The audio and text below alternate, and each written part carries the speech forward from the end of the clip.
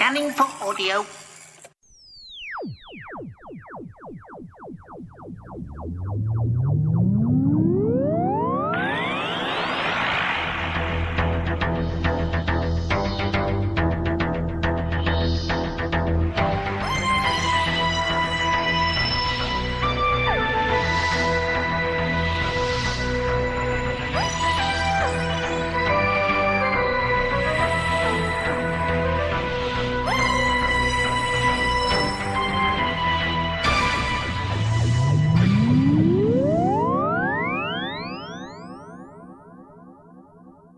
Welcome to a Tin Dog podcast, recorded on the same day as Children in Need. However, it hasn't actually been on yet, so I have no idea what they have Doctor Who-wise coming our way. Now, I'm assuming of the last few years that we'll probably be presented with, well, the first few minutes of the Christmas special. The Doctor has been seen in the trailer for Children in Need, but only for less than a second, waving a sonic around, or a sonic screwdriver, as it's known to anyone with any sense. So, right now, I'll talk about Sarah Jane Smith, 4.6, Goodbye, Sarah Jane, and then, once it's been on, I'll talk about the Children in Need thing. However, if you'd like to remain spoiler-free, I suggest you, well, skip that bit and come back to it, possibly, eventually, perhaps never. So what I'll do is, I'll talk about Sarah Jane Smith, do the Whostrology, and then talk about the trailer.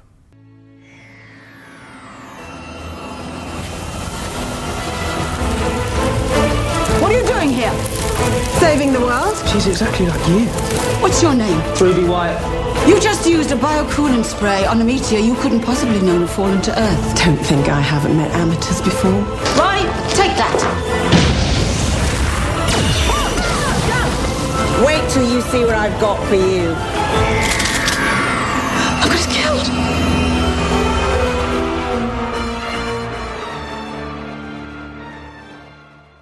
So, Sarah Jane Smith. Well, this series has been quite good. You kinda knew that Luke and, well, the dog would turn up in the last story. I was surprised that it was the last half of the last story, but I don't mind that at all. I'm guessing that because this series and the next series are filmed almost back to back, that Luke's going to take a larger part in the next series, which is fine by me.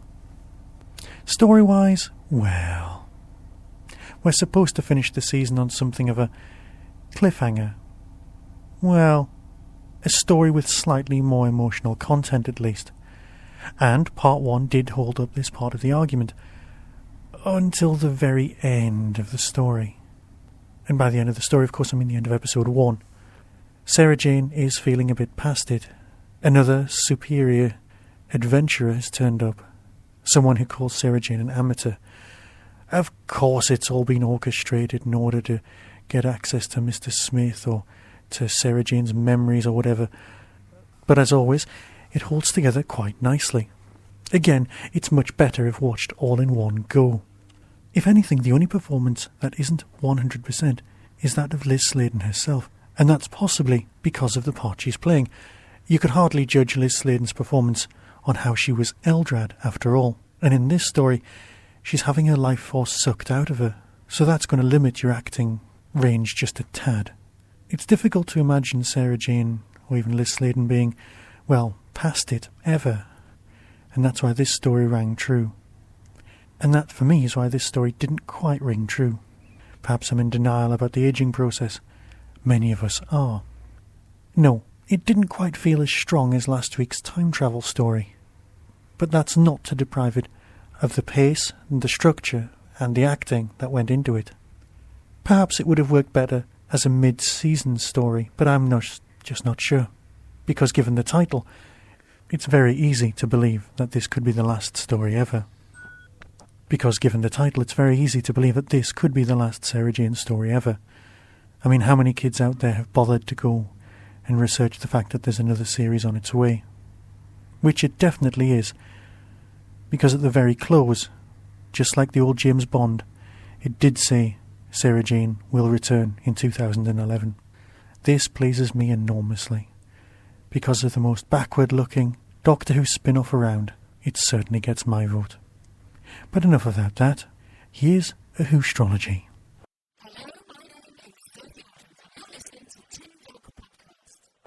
And now a Whostrology for Dave Harris, born on the 2nd of October 1969. You were born in the time of the Second Doctor. Stories shown on your birthday. You were born during the broadcast of The Mind Robber and on the anniversary of Galaxy 4, Part 4, and Hand of Fear, Part 1. Your Whostrology.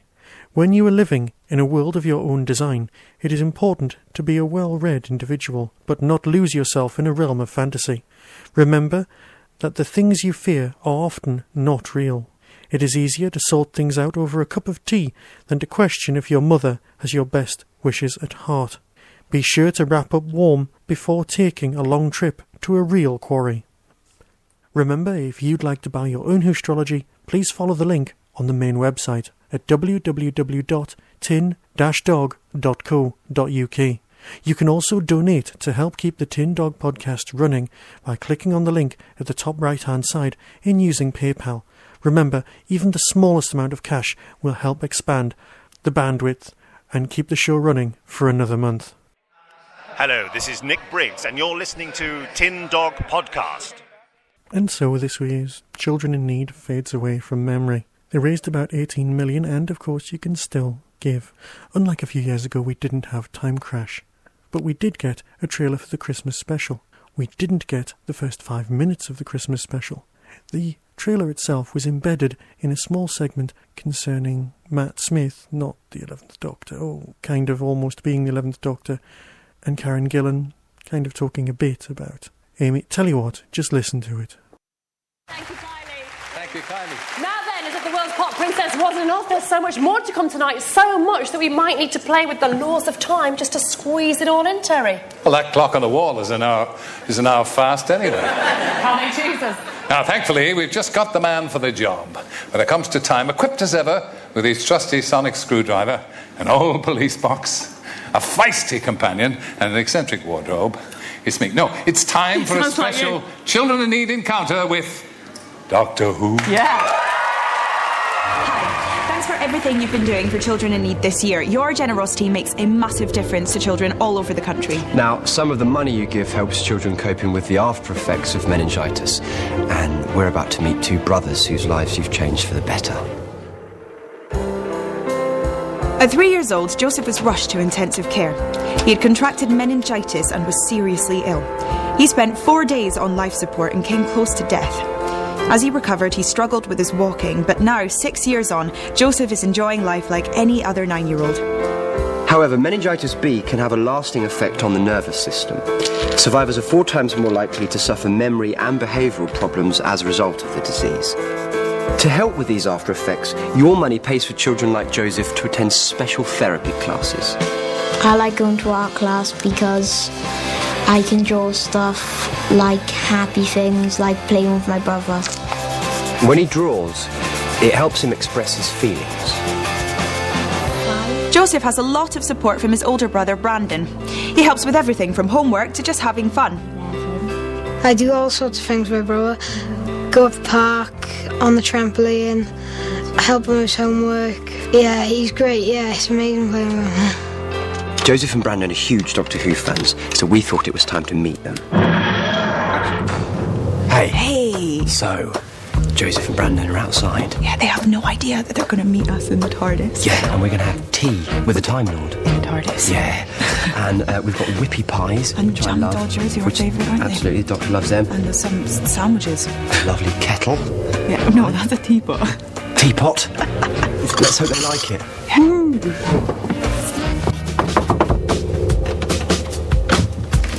Hello! Hey! Come in! Come in, guys! Yay! Brandon Joseph. How are you, boys? Good to meet you. You made it to the TARDIS. Woo! This is actually the engine area, so this is where he flies it from. What's this, Karen? Right, guys. What area is this? This is a pinball machine. No, this is the navigation area. It's a pinball machine. So this makes it go really uberly fast. And there's a bell. Yay! Let's have some tea and cake, boys. If you come and sit here, what do you want? Do you drink tea? Or if not, there's some cloudy lemonade. Yeah. Some lemonade's better, right? What's your favourite episode? The Weeping Angels. Good Ooh, choice. yeah. They're my favourite as well. Boys, dig in. I quite like to try and get the whole thing in my mouth when I can. Oh, that's impressive. I'm going to try it. Oh, I love it. So, dude, you made the TARDIS. High five, man. High five. And you flew it. No one's flown it, really, under the age of... Who's struggling with it? When you were little, did you go to a acting club? No, I didn't, actually. I was more into football. Do you have any phobias? Moths. They look like they're just erratic. On my count, boys, on 3. You're going to press this and you're going to pull this up. 1, 2, 3. I believe we've got a very special, exclusive footage only for people in the TARDIS of the Christmas special. What's so special about Christmas? I despise Christmas. It's Christmas Eve. We're asking for one moment of kindness. Then ask Father Christmas.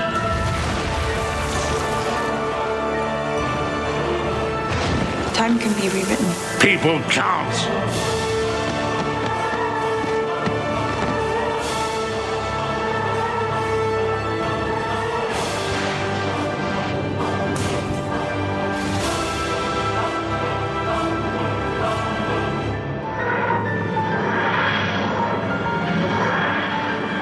Whatever happens tonight, remember, you brought it on yourself. Who are you? I'm a ghost of Christmas past.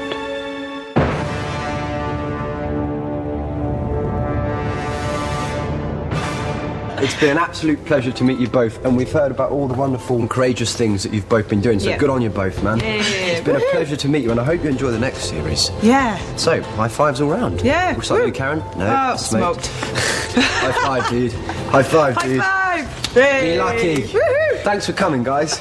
Bye. Bye. See ya. Hey. Morty? Morty. The day has been really amazing for me and my brother.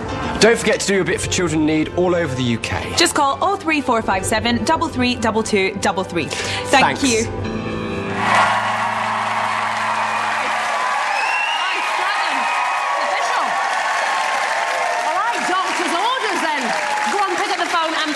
Please give what you can, whatever you can afford. We promise it'll make a difference. Call 03457 332233. I'd love to be able to tell you my thoughts on all this. Part of me, the part I'm not particularly proud of, just kind of wished I'd been one of the kids there. And that's hardly something I can be proud of, considering the reason they were there. The Christmas special trailer, well, it's pleasant enough to look at. It's got some lovely steampunky feels to it, and you know I do like that. But not a lot is given away. All we know is that it's supposed to be a bit like the Charles Dickens story A Christmas Carol, the Doctor being the ghost of Christmas past. Of course, with being a time traveller, he can be the ghost of Christmas whenever he fancies. And that's it, really. Because of bandwidth restrictions, I'll leave it there and speak to you all very soon. Suffice to say that this was show 147. In 3 weeks' time, I'll be doing show 150. Also, in less than 5 weeks' time, it's Christmas, when I'll be doing a special short story reading of something I've written specially. Remember, of course, if you'd like some astrologies to give as Christmas presents, just follow the link on the website and follow the instructions. So until next time, be seeing you.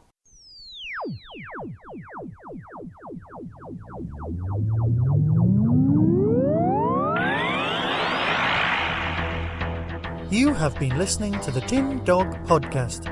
Doctor Who and its associated shows are all trademark of the BBC. No infringement is intended.